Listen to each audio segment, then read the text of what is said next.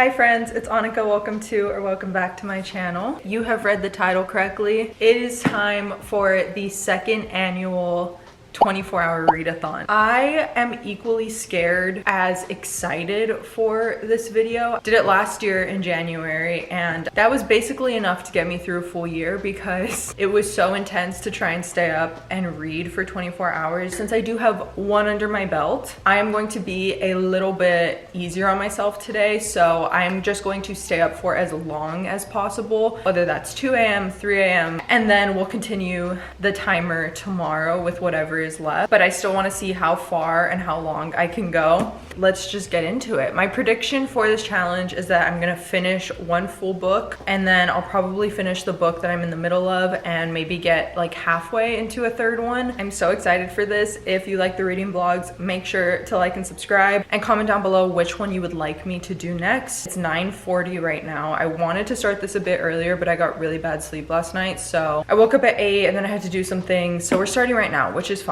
And we are starting with The Four Winds by Kristen Hanna. I have been reading this book for a month, which is like part of the reason I wanted to do this video, because I am just dragging my feet through this book and I was on such a roll before this. And I love Kristen Hanna, and it's not that I'm not enjoying the book. I think it's just way slower paced than like any of her other books. It's like there's a lot happening, but there's not a lot happening. I'm assuming in this last quarter of the book, things are really gonna pick up. It is about a woman and her family during Texas 1921 and then following into the Great Depression. And this woman's name is Elsa, and she becomes a single mother unexpectedly to her two children. And basically Texas during this time was dealing with horrible dust storms, and it was known as the Dust Bowl. So they had to make the very dangerous decision to try and flee the state to a safer part of the country. So they go to California, but unfortunately California was extremely unwelcoming and prejudiced towards the people that fled there for help. And so she essentially goes from like having a stable life with her in-laws, then having to subject herself to really, really low living standards in California, where she went looking for a better life. They're essentially living in like a homeless kind of state, and it's really jarring to see like the dramatic difference that we get to know her in, because we know her at the beginning of the book living on the farm making good money, and then tough times hit, so then they go looking for a better life and they're essentially homeless because no one will help them. I would say summed up, like that's pretty much what's happening right now. You get to know her two children and the other people in the camp that they're staying in. It's beautiful to see how they're there for each other, but it's heartbreaking to see the positions that the kids have to step into. They have to help their mom with income, and they're so young. I think they're in middle school and elementary. So they end up in the fields picking cotton. Honestly, that part hit home for me because that was my grandparents. And so reading about them, I just couldn't help but think about specifically my grandma and like how hard and painful that must have been for her. That part of the book actually made me pretty emotional. Getting to read about a part of their story that's also like my family's story, and like my grandma and my grandparents, and just the way that prejudice like really makes people subject to things that they should never have to do. That's pretty much where I'm at. Oh my gosh, I need to start the timer. Here we have it, and I'm gonna start listening to this on audio. I have a few things I need to get done, but I don't want to sacrifice our reading time. So anytime I can read the physical book, I'm going to, but right now I have to put a video live. I'm gonna make my coffee and like some waffles really quick, so I just want to listen as I do these things. Not gonna lie, I had such bad trouble sleeping last night. This morning when I woke up, I was like, how am I possibly gonna read for 24 hours? This is gonna feel so good. Let's do this.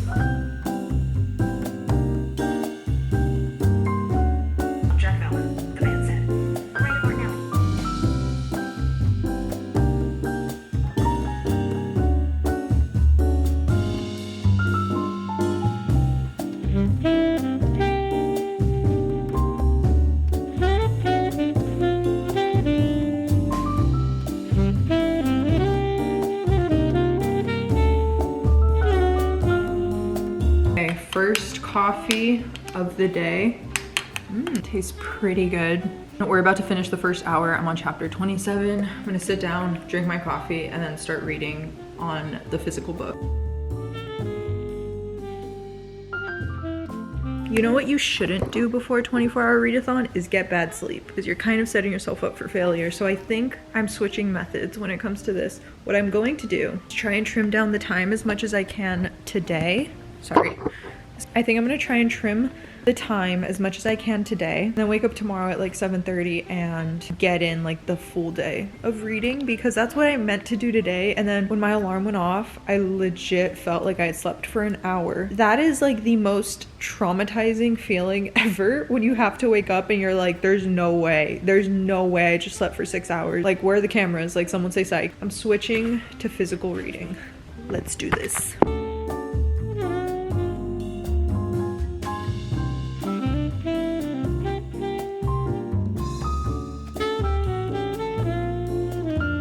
I had to pause the timer because I left to an acne peel appointment, which the skin is looking pretty good. It looks a little inflamed because I got extractions. I got good news from my esthetician that I can do microneedling, which is so exciting because you can't get microneedling when you have active acne. Getting that cleared today was confirmation that, knock on wood, I feel like I'm on the other side of this. Like, we've crossed the bridge from constant inflamed breakouts, cystic breakouts, to healing skin.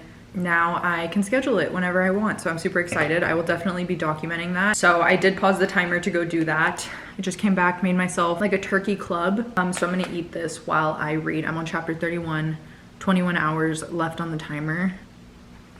Let's do this. I'm going to show you guys what I keep in my Songmont bag, and I want to thank Songmont for being the sponsor of today's video. I love Songmont as a brand because they make some very high quality bags that have such detailed and thoughtful craftsmanship. This is the Lattice Shell Seeker bag in the color Sandalwood. The woven leather on this is so gorgeous. I love the gold accents. This bag is made using single piece construction, which means there's no fraying, splitting, or glue to fail, and the leather is so durable and soft. It's very high quality. It has a zipper on the top, obviously, to open the main pouch, but what's really cool about this bag, it has some magnetic clasps on the side, and you're actually able to remove the inner pouch of the bag. You can remove this and transfer it into maybe like your work backpack or your suitcase if you just want to take whatever is in here. But now I'm going to show you everything I keep and put in here. First, obviously, my wallet. Then we have these little black sunglasses. I always have a hand sanitizer with me. I have a little mini tortoise claw clip, and then I have a bigger claw clip because you just never know what kind of clip you're gonna need. I have a little mini hairbrush. I have a little compact mirror. I have all of my lippies. I actually usually have more than this. I would say this is a pretty condensed collection. 2 different options for headphones, because again, depending on mood, where I'm at, it's gonna call for different things. And then I do like to keep a mini setting spray on the go with me. And I'm usually carrying either a notebook, my planner, my Kindle. Today I have my Kindle with me. I will have this bag linked down below, as well as Songmont's website, in case you want to go check out any of their other designs. They have so many other options depending on if you're looking for something bigger or smaller. Okay guys, let's get back to the vlog.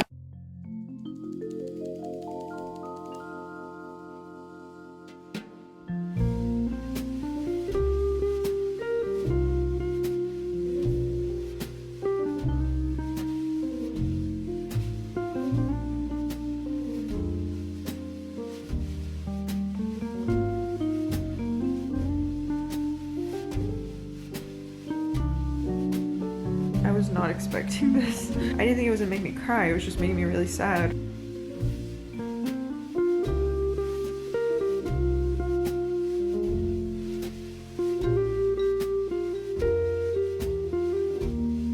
In the back of the book, they have pictures of the migrant camp. Like, that's where families lived. The hot plate they would cook with. Ugh, so good. It was so good. 19 hours and 55 minutes on the timer.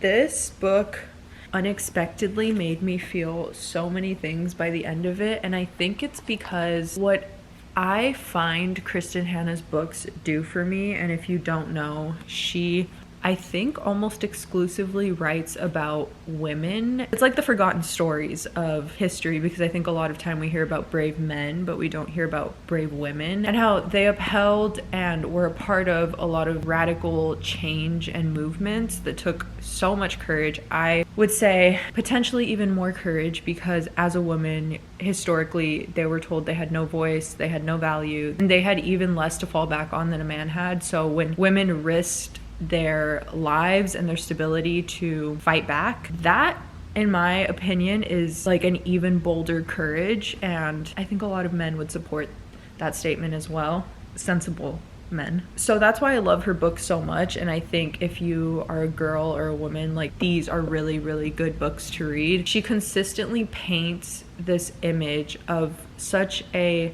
realistic character that I think you can place any woman that you admire in your life in. So for example, like, Elsa is the main character in this book. She is the mom of Loretta and Aunt, and they are like the little family that we follow throughout the entire book. And in Elsa, I see my mom so much as a single mom, but in Elsa I also see my grandma as a first generation minority in this country that had no parents and had to go to the fields to make money. I'm so grateful for the life I have now, because it's literally by their hands and like by their labor that I was able to get here. And I think that's why reading history is so important, because especially in America today, the state of our country loves to forget what sacrifice minorities have put into place over the years to be able to get their families to where they are. I think that's why books like this are so important. She beautifully and accurately paints the picture of how fierce and brave love can make you.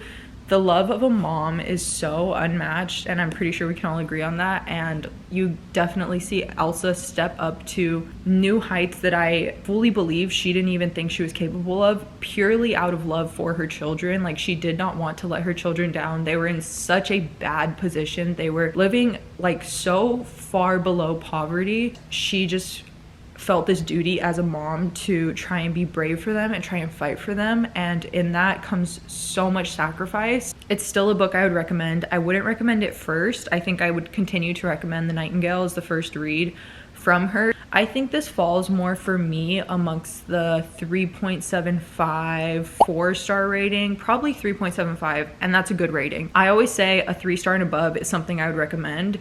It just falls a little lower for different things. And for this one, I felt like 70% of the book, 75% of the book was paced pretty slowly. And this book has a lot less resolution than the other two I've read from her. I think there's a lot of purpose behind her doing that. And it's probably because for families during this time, they never really found resolution. Like, there wasn't a happy ending or a good ending for a lot of them. So that's not really what we get in this book. I think I'm gonna leave it there. I would highly recommend this book. I also don't know what I want to read next, so because of that, I am gonna pause the timer. I might watch a reading vlog or two and see if there's like a recommendation I pick up. Right here is where I keep all of my like newly purchased books, and I'm gonna grab the book that's been here the longest. I have decided on our next read, Great Big Beautiful Life by Emily Henry. I mean, I don't even think I need to explain why I love Emily Henry. I think all of you understand. I need a palate cleanser. I need a fun escapism type read. I didn't read this book last year when it came out, honestly, because I saw so many reviews that were people just being let down by this book. I think it was going to ruin the reading experience for me, and maybe it won't be my favorite book of hers, but I just don't like the noise of when something is a new release and so many people don't like it. And I feel like now it's been a year, far enough removed from what people were saying about this book that I can go into it, have an original, unbiased experience. I'm super excited to read it. I get into a mood every spring, summer where I just miss her writing, and I'm like, I want Emily Henry in my life right now, because I just watched People We Meet on Vacation this past weekend and I loved it so much. It really resurfaced my love for her and her plots and just like her quirky romances. So I have book recommendations on my phone from you guys in the broadcast channel, because I asked for some the other day because I knew I was gonna film this video. So I'm periodically going on my laptop and adding books to my Barnes & Noble's cart, because I haven't book shopped in months.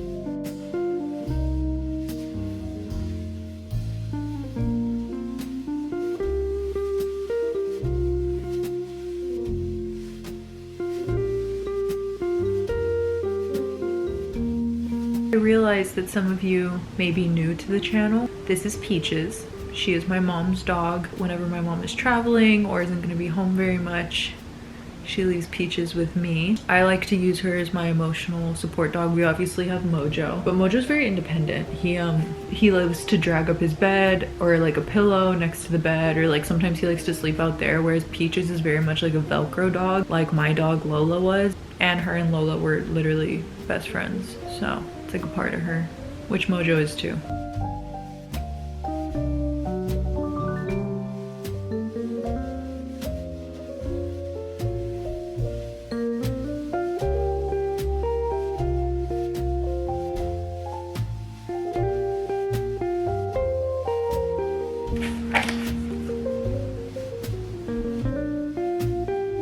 I'm gonna work out, doing a little evening workout, 7:40, and I'm going to continue the book on audio. I'm on chapter 8, so that way I can resume the timer. I feel so tired today, so I'm having a bloom. I really don't want to do this. I will be so happy that I did. I'm so interested to know, what speed do you guys listen to books at? I have it at 1.6 and I don't think I could go faster and actually enjoy it, but I always wonder, like I feel like I listen to them pretty slow.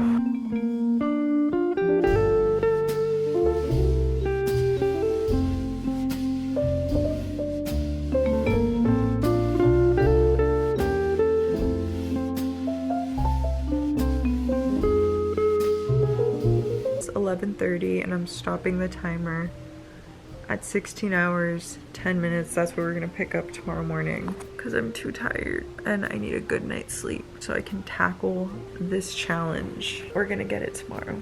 I will talk to you guys in the morning.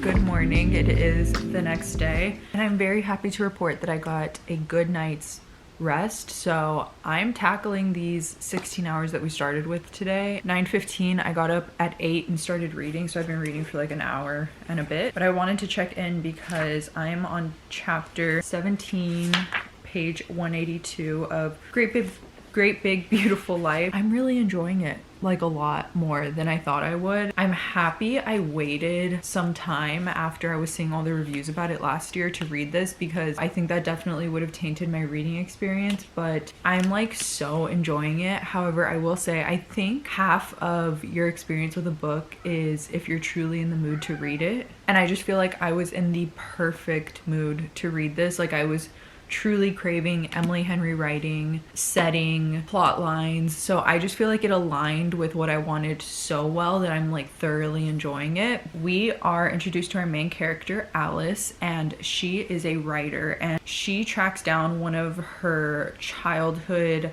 I guess you could say childhood celebrity icons or influences in her life, and her name is Margaret, and she was famous for, I think, being connected to a very famous family, and also just like the life she lived was always in the tabloids, and she was one of like the most scandalous people of her time.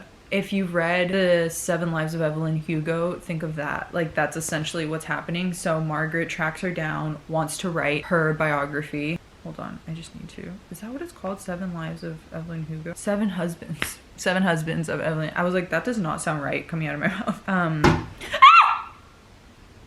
That just scared the crap out of me. Oh my gosh, a bird flew into my window, but that scared the crap out of me. I was gonna go for a walk and listen to the audiobook, but it got so dark. It looks like it's 7 p.m., 8 p.m. So Alice tracks Margaret down and wants to write her biography, and basically Margaret is currently living on this little island off of the Georgia coast. She basically shows up to Margaret's house, shows up for her interview, and there's someone else there interviewing for the same job. His name is Hayden, and Alice and Hayden have this like initial competitive tension between each other because they're fighting for the same job. So Margaret essentially is like, I want both of you to stay here a month. I want you to both interview me. I want you to both write up drafts of, I wouldn't assume the entire biography, but some sort of draft of the biography. And then she's gonna choose who she wants to be published between the two.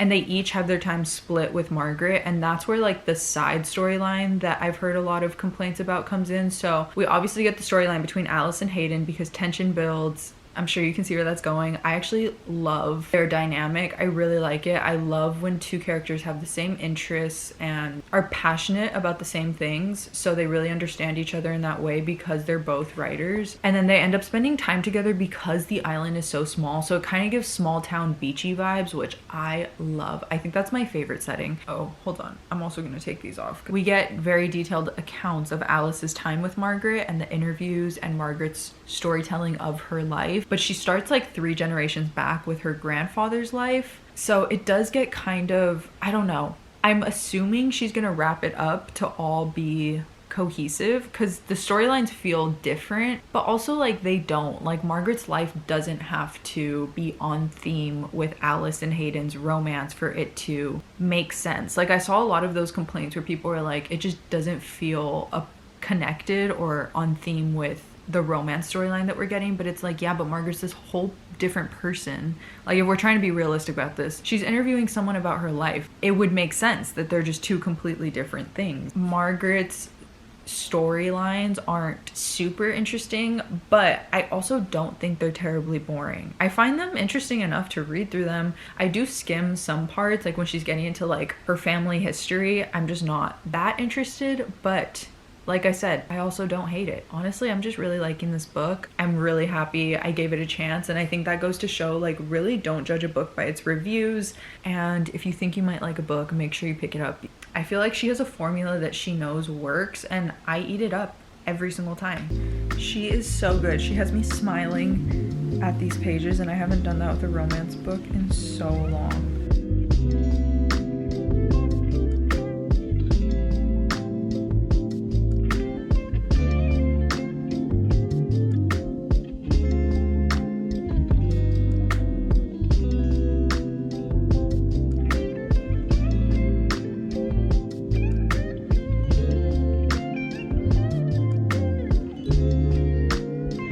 We're at the 12-hour mark, which means I'm officially halfway, and I am already over halfway done with this book, but I need a change of scenery because I just had to pause the timer and work for an hour, and now I'm feeling kind of brain foggy. So I'm gonna go get a coffee and a sandwich and get through more of this.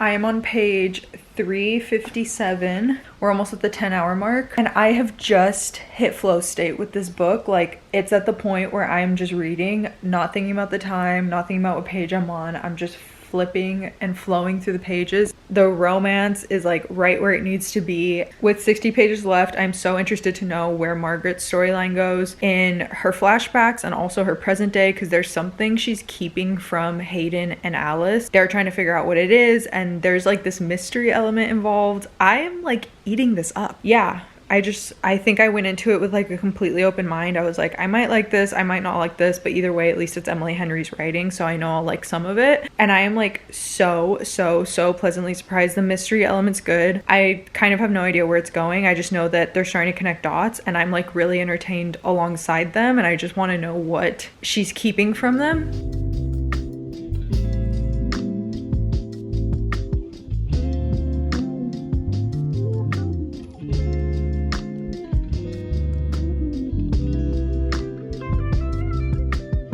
We have 8.5 hours left on the timer. I just want to be clear that I am letting it run while I make a snack or do little in between things, because if I paused it every time I wasn't reading, we will be here for days. I am done with Great Big Beautiful Life by Emily Henry, and I honestly have nothing bad to say. I thoroughly enjoyed this book. I enjoyed it so much more than I thought I was going to. I think I would rate this book a 4.5 stars. I just really connected to this story. I think reading is so personal too, because certain things I like and preferences I have, the next reader might not. So I totally understand the mixed feelings on this book. However, me personally, absolutely loved it. I loved the connection between Alice and Hayden. I felt like it was so genuine, it was organic, and there was depth to it. He's definitely more of like a man of few words, but I think he has very choice words, and I think that speaks a lot louder than someone that just talks a lot or jokes a lot or even like banters a lot. I prefer things like this over, I don't know, like silly banter all the time.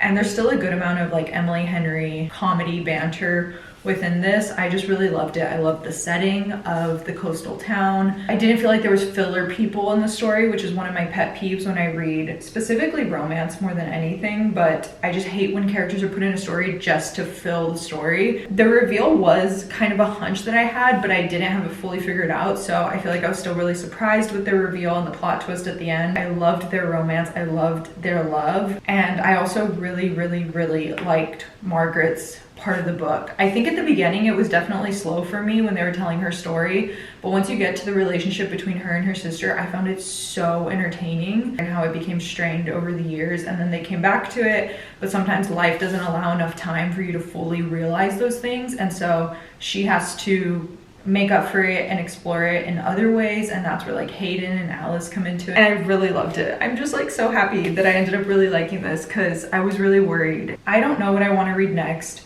I just looked at my physical TBR and there's literally nothing I want to read on it. I feel like I've done a really good job recently of reading from the books I own. So I think I'm kind of like uninspired by what's left a little bit, which I think you know where I'm going with this. I think I need to go to Barnes & Noble. Change of plans, because we were gonna go to Barnes and then the weather turned into a mini hurricane. It is perfect reading weather though, and I see one book on my shelf that is actually calling my name. We're gonna go with that.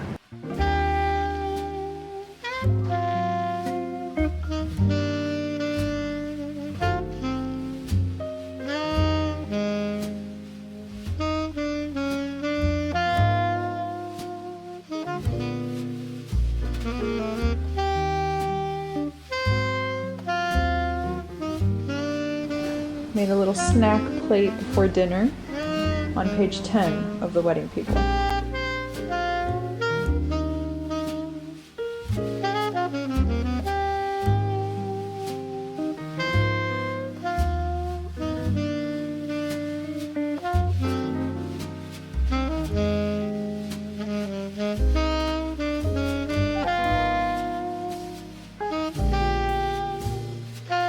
I remember why after last time I filmed this video, I told myself that I would never do this again. We have 5.5 hours left, and I think I'm hitting a wall and my eyes are tired. I'm just gonna do my skincare routine and maybe download the audiobook.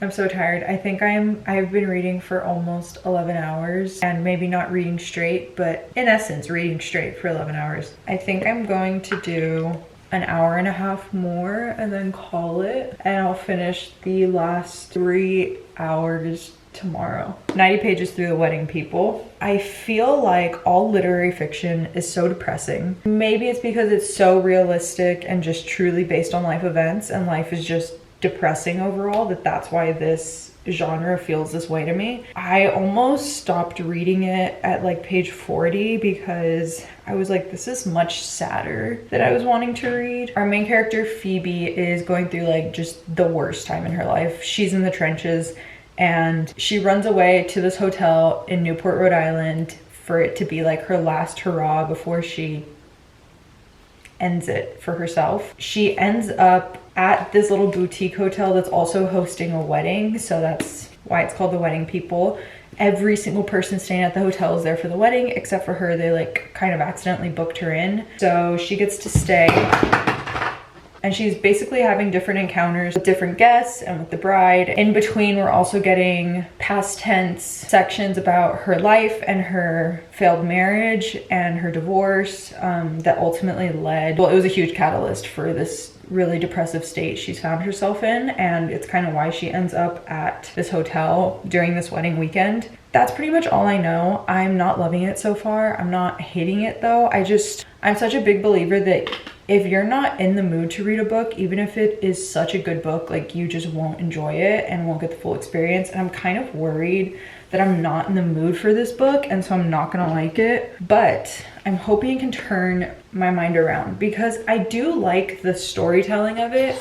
I'll wash my face while we talk. Seeing Phoebe in the state is just really sad, and I'm not sure I was looking for a sad book. I had such a good time reading Emily Henry's book that I kind of wanted to stay in that escapism real realm. My brain is fried. I wanted to stay in that escapism realm of literature. This is not that. So I don't know. I don't really know how I feel about it, but I'm just gonna keep going with it. The fact that I picked my book up at 8 a.m. to start reading, and it is now 9:15 p.m. and that's all I've done today. Like, I haven't done one other thing. Okay, I'm testing out a road pimple patch. The little dome ones.